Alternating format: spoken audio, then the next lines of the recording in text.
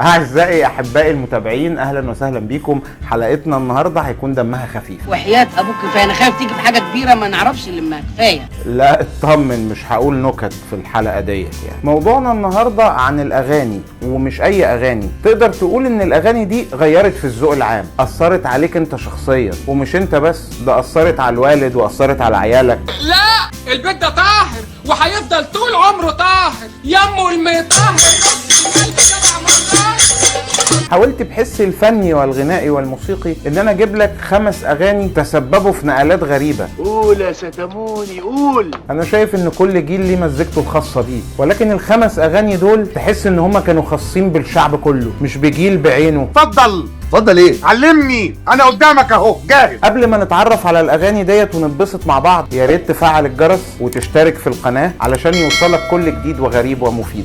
احنا كده فضلنا رقاصه ويبقى الفرح خلص. والمصحف انتوا جايبين رقاصه؟ طبعا. طب يلا بينا. نبدأ بالمرتبة الخامسة، الأغنية دي واللي صدرت بالتحديد سنة 1987، وما تستبعدش التاريخ لأن أنت بتسمعها لحد دلوقتي. الأغنية كانت كلمات عزت الجندي وألحان وتوزيع حميد الشاعري. باعت 6 مليون ألبوم، كسرت الدنيا بالمعنى الحرفي.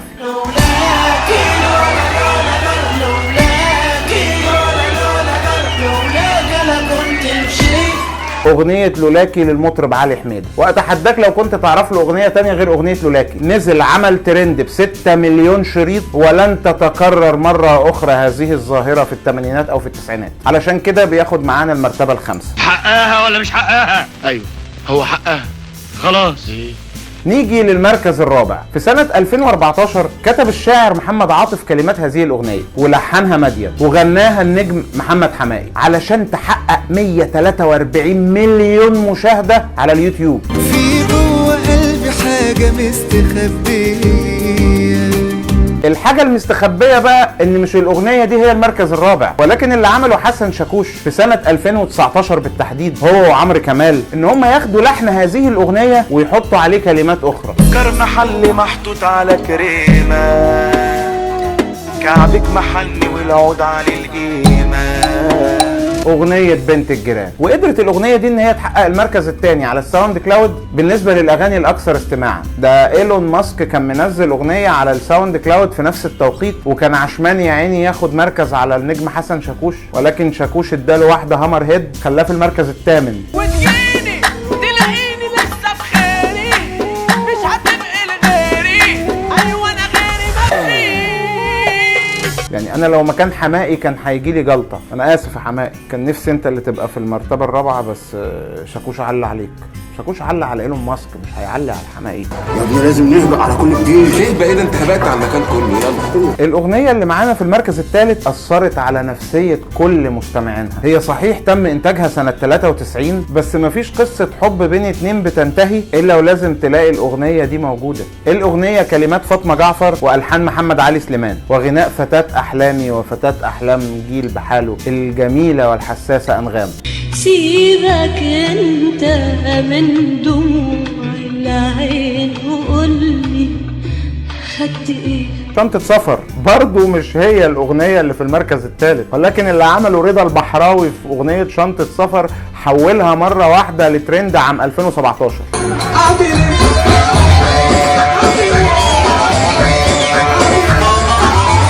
الأغنية بعد اللي حصل ده ليها حق تبقى ترند.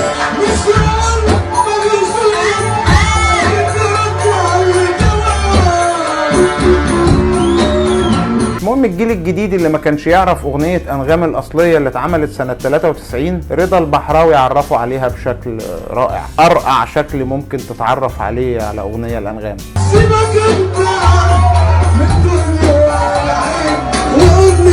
المرتبة الثانية هرجع بيكم لورا شوية لسنة 1960. يا عبد الصمد. في الستينات، وفي اغنية من الستينات مكملة معانا لحد دلوقتي. ده مش مكملة بس يا استاذ، ده مفيش حد في مصر ولا العالم العربي ولا في اي حتة الا وبيغنيها، من كلمات الرائع عبد الوهاب محمد والحان الموسيقار بليغ حمدي، وغناء الست ام كلثوم. حبي اللي انت جاي تقول عليه، انت عارف قبل معنى الحب ايه. برضو القصة مش هنا، القصة في الكفر اللي عمله محمد سعد، وفجأة تتحول الأغنية من أغنية كلاسيكية إلى أغنية شعبي.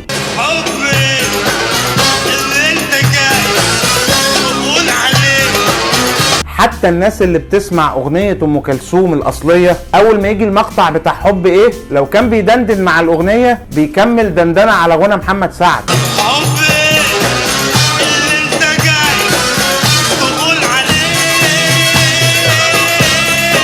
يعني انا متخيل ام كلثوم كده وهي بتغني الاغنيه ديت وراحت قايلها بطريقه محمد سعد وراحت ماسكه المنديل ومشكله، يعني ام كلثوم بتشكل وقصب وراها انا هنت الفن مالك يا فنان متحفز ليه كده؟ وطالما وصلت معانا لهذا الجزء من الحلقه يبقى لازم اديك البونبونايه، اغنيه المركز الاول. والحمد لله هذه الاغنيه لم يعبث بها احد منذ انتاجها، من سنه 72 وهي على شكلها ومحدش هيعرف يغيرها. لا يوجد بيت مش في مصر في الوطن العربي والاسلامي الا وشغلها. مرتبطه بيك نفسيا، من تاليف الشاعر عبد الفتاح مصطفى والحان العبقري بليغ حمدي، اداء الحنجره الصوتيه الذهبيه سيد النقشبندي. مولاي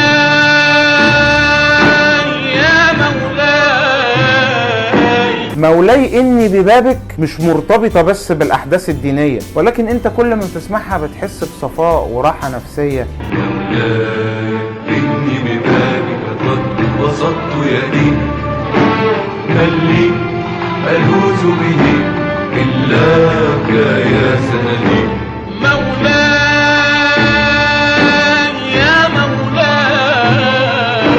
عالم الموسيقى عبارة عن قماشة واسعة بتستحمل جميع الأذواق، ويقدر أي شخص إن هو يقدم المزيكا اللي شايف إن هي تعبر عنه. المهم أتمنى إن أنت تكون مبسوط بالحلقة ديت، وعلشان أزود انبساطك عايزك تتفرج على الحلقات اللي قبل كده وتعمل لنا لايك وشير وسبسكرايب، هنحاول ندخل عليك البهجة في كل حلقة. استنى الحلقة الجاية، دورت ودعبست على أفضل 10 أفلام أجنبية ممكن تغير لك مصيرك في دنيتك وحياتك، زي ما رضا البحراوي غير مصير أغنية أنغام، وزي ما حسن شاكوش تلاعب بأغنية حمائي وحولها من قصة حب إلى قصة مدمن يهدد خطيبته، وزي ما محمد سعد قدر يعبث بكلاسيكيات الموسيقى العربية ويخليك تتنطط على أغنية لأم كلثوم. عايزك في الكومنتات تقولي إيه أكتر أغنية أنت بتسمعها بتخرجك من المود، إيه الأغنية اللي أنت بتحبها حتى وإن كانت أغنية شعبية مهلبية ملوخية.